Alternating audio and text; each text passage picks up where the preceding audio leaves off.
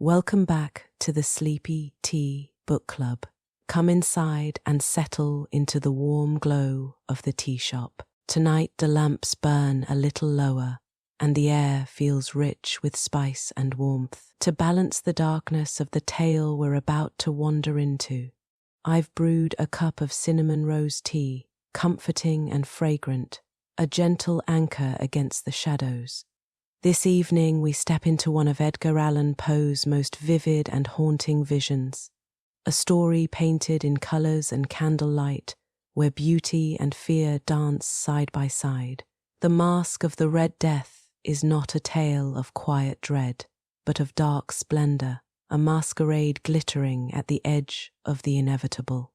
But here you are safe, wrapped in blankets, tea in hand, listening from the soft calm of this little shop at the end of the night. So sit back, breathe deeply, and let me read The Masque of the Red Death by Edgar Allan Poe. Welcome back to the Sleepy Tea Book Club.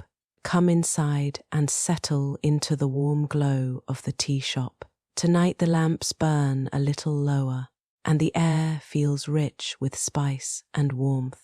To balance the darkness of the tale we're about to wander into, I've brewed a cup of cinnamon rose tea, comforting and fragrant, a gentle anchor against the shadows. This evening we step into one of Edgar Allan Poe's most vivid and haunting visions, a story painted in colours and candlelight, where beauty and fear dance side by side. The Masque of the Red Death is not a tale of quiet dread, but of dark splendour, a masquerade glittering at the edge of the inevitable. But here you are safe, wrapped in blankets, tea in hand, listening from the soft calm of this little shop at the end of the night. So sit back, breathe deeply, and let me read The Masque of the Red Death by Edgar Allan Poe. The Masque of the Red Death by Edgar Allan Poe. The Red Death had long devastated the country.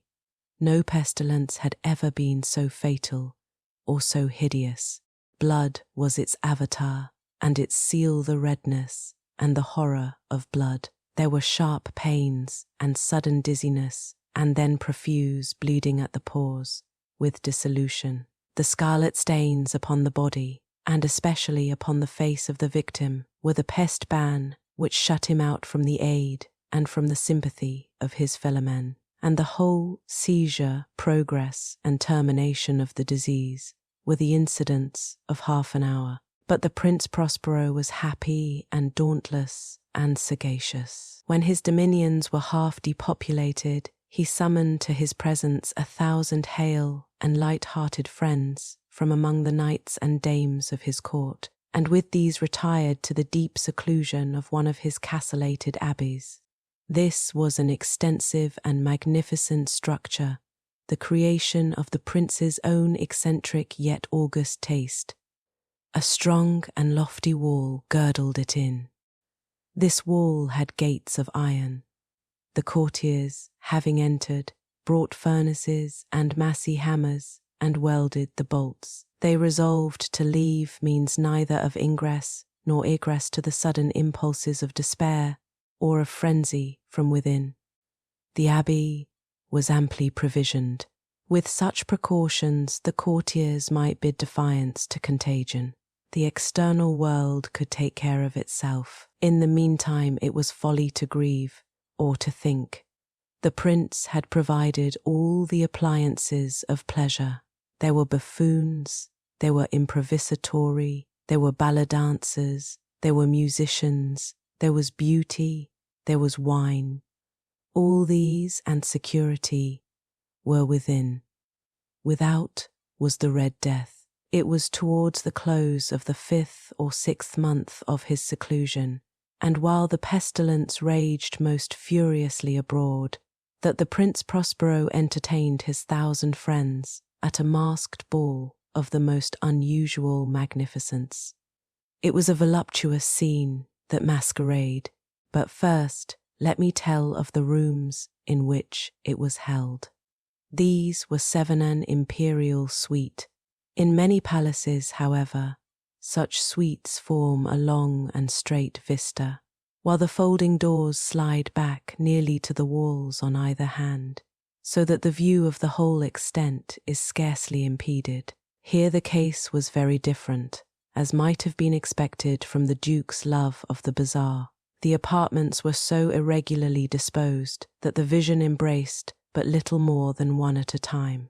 There was a sharp turn at every 20 or 30 yards, and at each turn a novel effect. To the right and left, in the middle of each wall, a tall and narrow Gothic window looked out upon a closed corridor which pursued the windings of the suite. These windows were of stained glass, whose colour varied in accordance with the prevailing hue of the decorations of the chamber into which it opened. That at the eastern extremity was hung, for example, in blue, and vividly blue were its windows. The second chamber was purple in its ornaments and tapestries, and here the panes were purple. The third was green throughout, and so were the casements.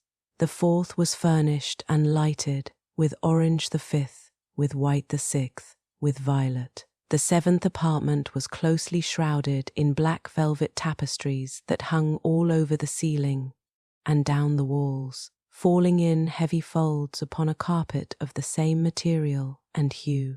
But in this chamber only, the colour of the windows failed to correspond with the decorations. The panes here were scarleter deep blood colour. Now in no one of the 7 apartments was there any lamp or candelabrum. Amid the profusion of golden ornaments that lay scattered to and fro or depended from the roof, there was no light of any kind emanating from lamp or candle within the suite of chambers. But in the corridors that followed the suite, there stood opposite to each window a heavy tripod bearing a brazier of fire that projected its rays through the tinted glass and so glaringly illumined the room. And thus were produced a multitude of gaudy and fantastic appearances. But in the western or black chamber, the effect of the firelight that streamed upon the dark hangings through the blood-tinted panes was ghastly in the extreme, and produced so wild a look upon the countenances of those who entered, that there were few of the company bold enough to set foot within its precincts at all. It was in this apartment also that there stood against the western wall a gigantic clock of ebony. Its pendulum swung to and fro with a dull, heavy, monotonous clang, and when the minute hand made the circuit of the face and the hour was to be stricken, there came from the brazen lungs of the clock a sound which was clear and loud and deep and exceedingly musical, but of so peculiar a note and emphasis that, at each lapse of an hour, the musicians of the orchestra were constrained to pause momentarily in their performance to hearken to the sound, and thus the waltzers perforce ceased their evolutions, and there was a brief disconcert of the whole company. And, while the chimes of the clock yet rang, it was observed that the giddiest grew pale, and the more aged and sedate passed their hands over their brows as if in confused reverie or meditation. But when the echoes had fully ceased, a light laughter at once pervaded the assembly. The musicians looked at each other and smiled as if at their own nervousness and folly, and made whispering vows, each to the other, that the next chiming of the clock should produce in them no similar emotion. And then, after the lapse of 60 minutes, which embrace 3,600 seconds of the time that flies, there came yet another chiming of the clock, and then with the same disconcert and tremulousness and meditation as before. But, in spite of these things, it was a gay and magnificent revel. The tastes of the Duke were peculiar. He had a fine eye for colours and effects. He disregarded the decora of mere fashion. His plans were bold and fiery, and his conceptions glowed with barbaric lustre. There are some who would have thought him mad. His followers felt that he was not. It was necessary to hear and see and touch him to be sure that he was not. He had directed in great part the movable embellishments of the 7 chambers upon occasion of this great fête, and it was his own guiding taste which had given character to the masqueraders. Be sure they were grotesque. There were much glare and glitter and piquancy and phantasmagogue of what has been since seen in Hernani. There were arabesque figures with unsuited limbs and appointments. There were delirious fancies such as the madman fashions. There were much of the beautiful, much of the wanton, much of the bizarre, something of the terrible, and not a little of that which might have excited disgust. To and fro in the 7 chambers there stalked, in fact, a multitude of dreams, and these the dreams writhed in and about, taking hue from the rooms, and causing the wild music of the orchestra to seem as the echo of their steps. And, anon, there strikes the ebony clock which stands in the hall of the velvet, and then, for a moment, all is still and all is silent, save the voice of the clock. The dreams are stiff frozen as they stand, but the echoes of the chime die away. They have endured but an instant, and a light, half-subdued laughter floats after them as they depart. And now, again, a music swells, and the dreams live and writhe to and fro more merrily than ever, taking hue from the many-tinted windows through which stream the rays from the tripods. But to the chamber which lies most westwardly of the 7, there are now none of the maskers who venture, for the night is waning away, and there flows a ruddier light through the blood-coloured panes, and the blackness of the sable drapery appalls. And to him whose foot falls upon the sable carpet, there comes from the near clock of ebony a muffled peal more solemnly emphatic than any which reaches their ears who indulged in the more remote gaieties of the other apartments. But these other apartments were densely crowded, and in them beat feverishly the heart of life, and the revel went whirlingly on, until at length there commenced the sounding of midnight upon the clock. And then the music ceased, as I have told, and the evolutions of the waltzers were quieted, and there was an uneasy cessation of all things as before. But now there were 12 strokes to be sounded by the bell of the clock, and thus it happened, perhaps, that more of thought crept, with more of time, into the meditations of the thoughtful among those who revelled. And thus, too, it happened, perhaps, that before the last echoes of the last chime had utterly sunk into silence, there were many individuals in the crowd who had found leisure to become aware of the presence of a masked figure which had arrested the attention of no single individual before. And the rumour of this new presence having spread itself whisperingly around, there arose at length from the whole company a buzz or murmur, expressive of disapprobation and surprise, then, finally, of terror, of horror, and of disgust. In an assembly of phantasms such as I have painted, it may well be supposed that no ordinary appearance could have excited such sensation. In truth, the masquerade license of the night was nearly unlimited, but the figure in question had out-Heroded Herod and gone beyond the bounds of even the prince's indefinite decorum. There are chords in the hearts of the most reckless which cannot be touched without emotion. Even with the utterly lost, to whom life and death are equally jests, there are matters of which no jest can be made. The whole company, indeed, seemed now deeply to feel that, in the costume and bearing of the stranger, neither wit nor propriety existed.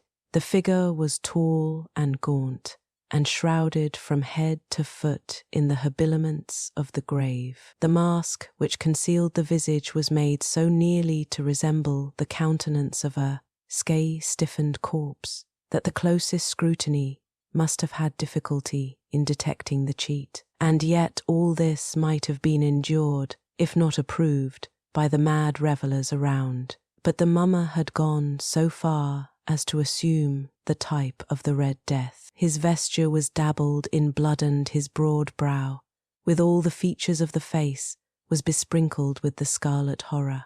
When the eyes of the Prince Prospero fell upon this spectral image, which, with a slow and solemn movement, as if more fully to sustain its role, stalked to and fro among the waltzers, he was seen to be convulsed, in the first moment with a strong shudder either of terror or distaste, but in the next, his brow reddened with rage. "Who dares," he demanded hoarsely of the courtiers who stood near him, "who dares insult us with this blasphemous mockery?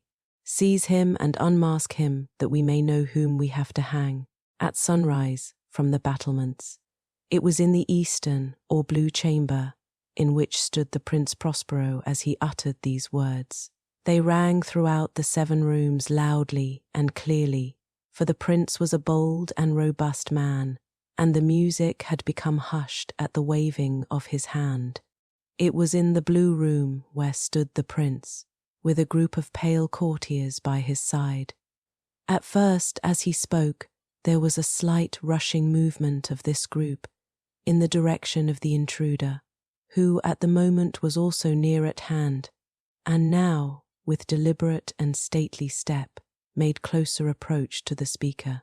But from a certain nameless awe with which the mad assumptions of the mummer had inspired the whole party, there were found none who put forth hand to seize him, so that, unimpeded, he passed within a yard of the prince's person, and, while the vast assembly, as if with one impulse, shrank from the centres of the rooms to the walls, he made his way uninterruptedly, but with the same solemn and measured step which had distinguished him from the first, through the blue chamber to the purple, through the purple to the green, through the pour, to the green, through this again to the white, and even thence to the violet, ere a decided movement had been made to arrest him.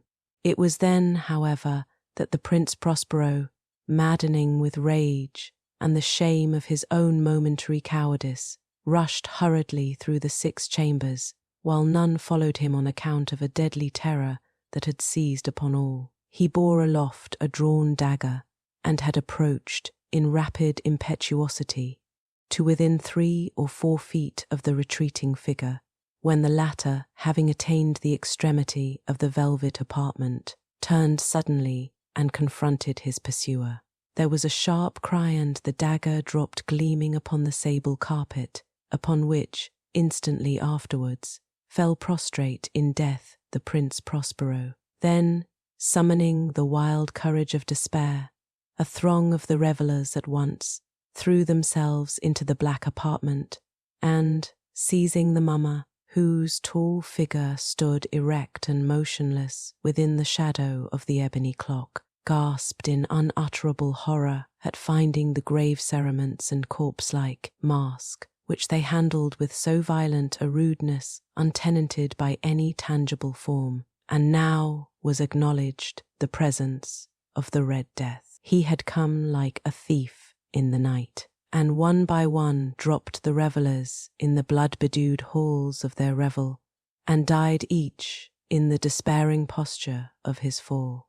And the life of the ebony clock went out with that of the last of the gay, and the flames of the tripods expired, and darkness and decay and the Red Death held illimitable dominion over all. Thank you for journeying with me into that vivid and haunting masquerade. Poe's tale is a reminder of how beauty, fear, and fate often intertwine in the most striking ways. If your tea has gone cold, that's perfectly all right.